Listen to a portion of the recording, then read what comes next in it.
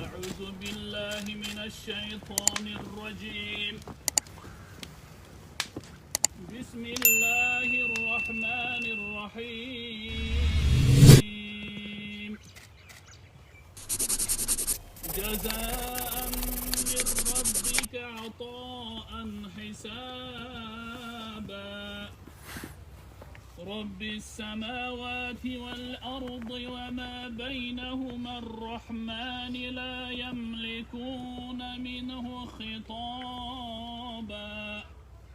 يوم يقوم الروح والملائكة صفا لا يتكلمون إلا من أذن له الرحمن وقال صوابا. ذلك اليوم الحق فمن شاء اتخذ إلى ربه مآبا. إنا أنذرناكم عذابا قريبا. يوم ينظر المرء ما قدمت يداه ويقول الكافر يا ليتني كنت ترابا. صدق الله العظيم. سبحان ربك رب العزة عما يصفون وسلام على المرسلين والحمد لله رب العالمين. الحمد لله والصلاة والسلام على رسولنا محمد وآله وصحبه أجمعين. اللهم تقبل منا هذه تلاوة القرآن. اللهم ارحمنا بالقرآن وارحم جميع أمة محمد يا رحيم يا رحمن. Ey Carattan Allah, mana şu keremetli Kur'an-ı Kerim'den fayda olgan soğupturdu. Ötüp ketken momin musulmanlarga, oşonun Katarda ötüp ketken İshak Atavuzun arbağına bağışladık. Kuday talam İshak Atavuzun jatkan jerini cennetten kan olsun. Allah talam bilip bilbey kılan günahları günahlarını keçirip caylarını cennet ahiretini avat kılıp Kuday talam Firdavs cennetten orun verir.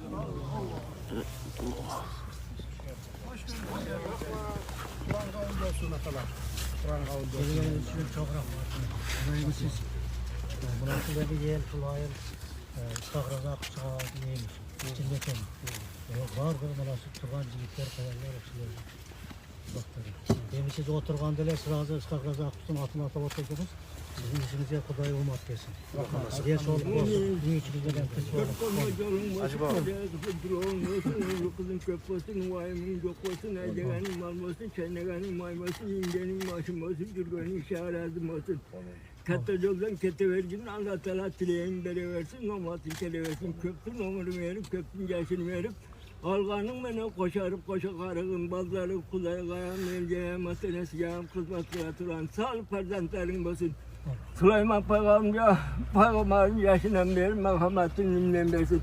Baskancı olan sızdırmasın, kocaya kısır yoldaşın bol, tozda rızkı veri, omlun suda izin ol, nevriye çeviriye şivirağı olarak görüp, yen yüzü karıya ol, yürgün aşı başıga Allah Teala merak versin, Allah'dan netilesek tileğin kalmasın. Allah. 95 getiriyen karıya olsun. Yeti oğuz, söz açayım oğlum. İşkecene verince Catkan Turağı'nda yeti doğru kulağa bittelesi balka, kulağa bittelesi balka attım, şunatı bilseniz işi gongolu öyle kulağa kalırsa. Rahmat ata, rahmat. Hoş geldin yerim. Rahmat.